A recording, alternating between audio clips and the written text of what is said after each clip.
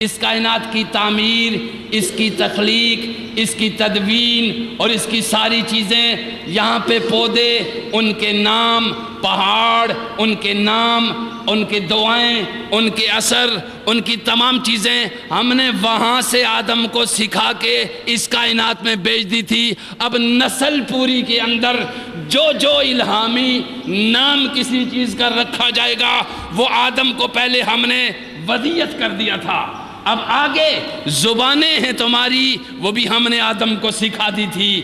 اب اشیاء کے نام ہیں تمہارے، وہ بھی ہم نے آدم کو سکھا دیے تھے۔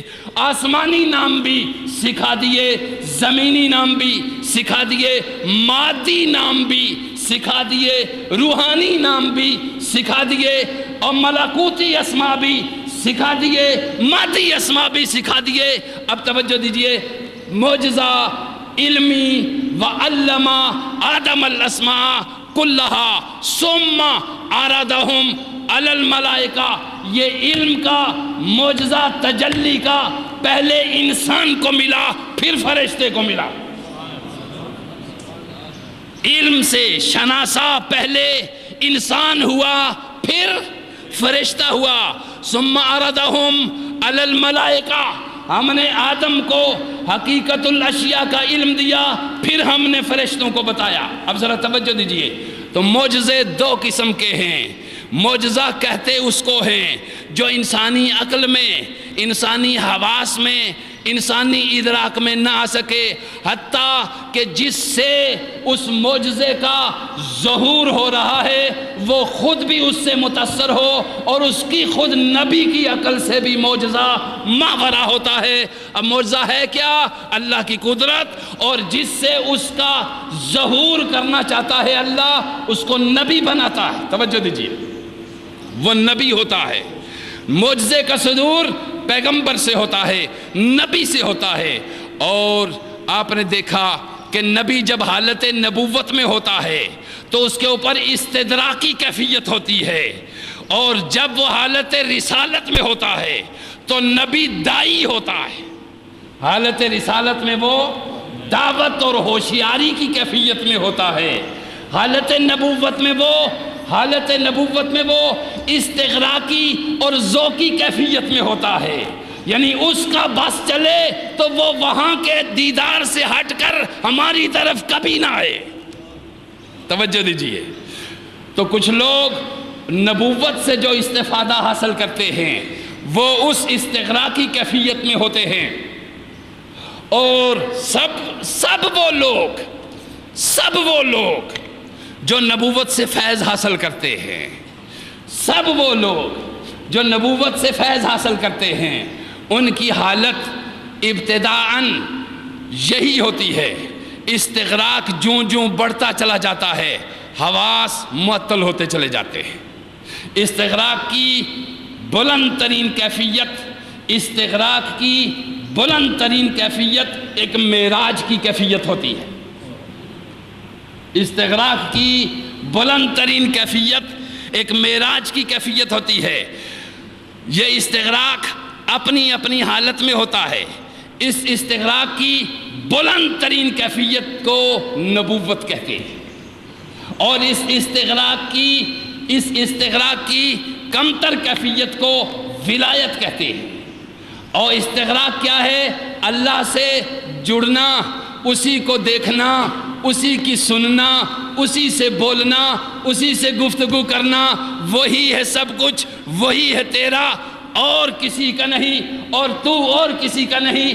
یہ استغراق کی کیفیت ہے کہ میرے سامنے محبوب حقیقی ہے، وہ مجھے دیکھے، میں اسے دیکھوں، وہ میری سنے، میں اس کی سنوں، میں اس کی بات مانوں، وہ میری بات مانے۔ وہ اس وقت اور کسی کا نہ ہو جب وہ میرا ہو، اور جب وہ میرا ہو تو وہ اور کسی اور کا نہ ہو۔ تو یہاں پروردگار عالم نے فرمایا، میرے حبیب تیری کیفیت نبوت۔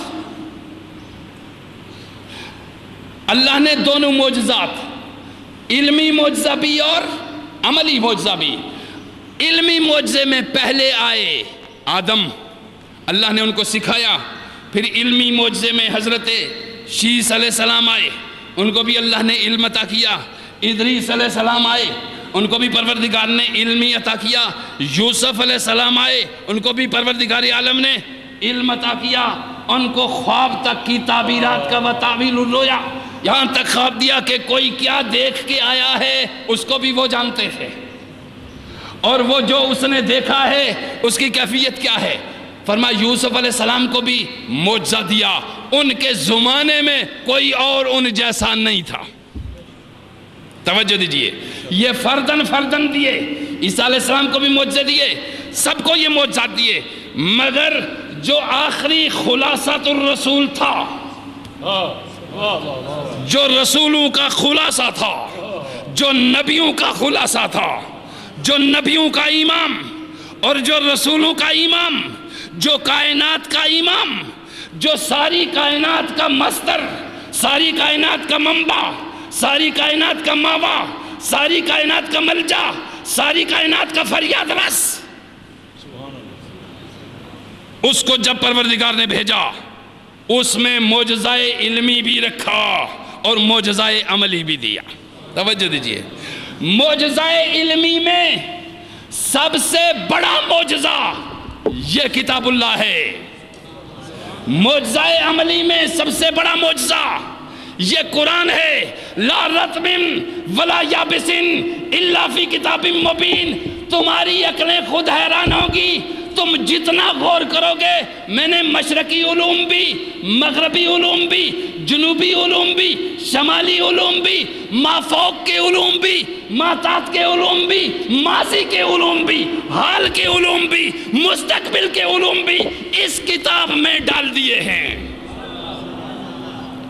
اس کتاب میں رکھ دیے ہیں. اور پھر اس کتاب کا کیا کیا میں نے, نزلہ علی قلب محمد, اس کو میں نے مصطفیٰ کے سینے میں رکھ دیا. اس کتاب کو میں نے حضور کے سینے میں رکھ دیا, آقا کے قلب میں رکھ دیا, قلب مصطفیٰ میں نازل کر دیا. اب وہ قلب فؤاد کی حیثیت جب رکھتا ہے, توجہ دیجئے, اب وہ قلب ایک اعلیٰ ترین کیفیت جب اختیار کرتا ہے, ما کذب الفؤاد وما رعا. توجہ دیجئے, بس یہ جملے دو آپ کے سامنے بیان کر کے اجازت چاہوں گا. یہ دو جملے عرض کروں گا. معجزہ عملی آپ سمجھ گئے, اور معجزہ علمی یہ کہ دنیا ٹل لگا چکی ہے, زور لگا چکی ہے.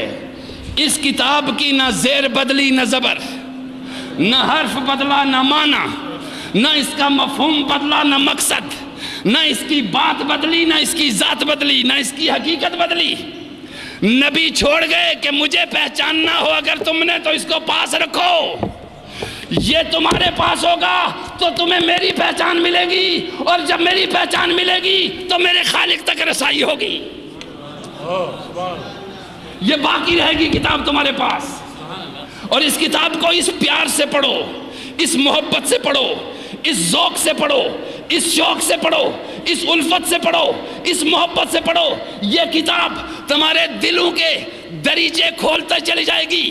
یہ کتاب تمہارے دماغوں کی, عقلوں کی بند گتھیاں کھولتی چلی جائے گی. یہ کتاب تمہارے مردہ جسموں میں نئی حیات پیدا کرتی چلی جائے گی. یہ کتاب تمہارے مردہ دلوں کو نئی زندگی بخشتی چلی جائے گی. یہ کتاب جہاں جہاں ہوگی وہیں انقلاب ہوگا. یہ کتاب جہاں ہوگی وہیں حیات ہوگی. یہ کتاب جہاں ہوگی وہیں غیرت ہوگی. یہ کتاب جہاں ہوگی وہیں محبت ہوگی. یہ کتاب جہاں ہوگی وہیں الفت ہوگی. یہ کتاب جہاں ہوگی وہیں رواداری ہوگی. یہ کتاب جہاں ہوگی وہیں انصاف ہوگا. یہ کتاب جہاں ہوگی وہیں عدل ہوگا. یہی کتاب جہاں ہوگی وہیں بہترین حکمرانی ہوگی. یہ کتاب جس کنبے کے پاس ہوگی وہ کنبہ سب سے اعلیٰ ہوگا. یہ کتاب جس قبیلے کے پاس ہوگی وہ قبیلہ سب سے اعلیٰ ہوگا.